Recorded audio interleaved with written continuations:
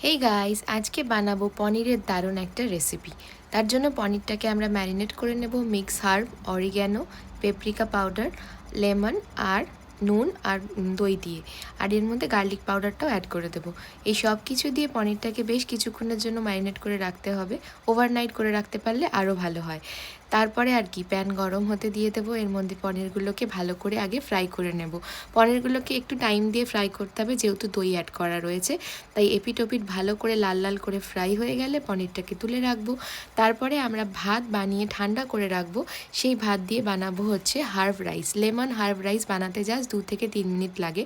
তো তেলের মধ্যে গার্লিক, লঙ্কা আর এই সব কিছুকে দিয়ে একটু নেড়েচেড়ে বানিয়ে রাখা ভাতটাকে অ্যাড করে দেবো।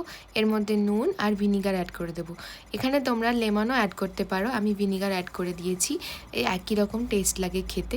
আর ওপর থেকে নামানোর আগে আরেকটু হার্ব ছড়িয়ে নামিয়ে নেব। ব্যাস, আমাদের রাইস তো রেডি হয়ে গেল। এবার বানিয়ে নেব একটা গ্রেভি।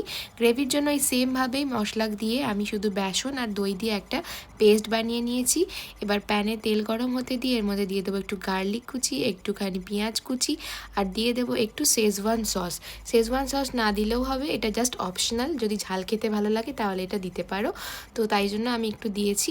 এরপরে আমি এর মধ্যে বানিয়ে রাখা ওই মিক্সচারটা পুরো অ্যাড করে দেবো।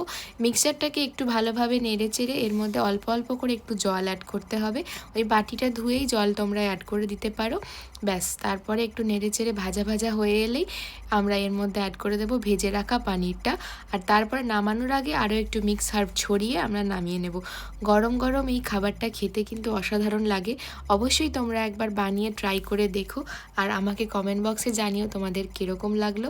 ভালো লাগলে আমার চ্যানেলটাকে লাইক, শেয়ার অ্যান্ড সাবস্ক্রাইব করে বেল আইকনটা প্রেস করে দিও। Thanks for watching. Bye bye.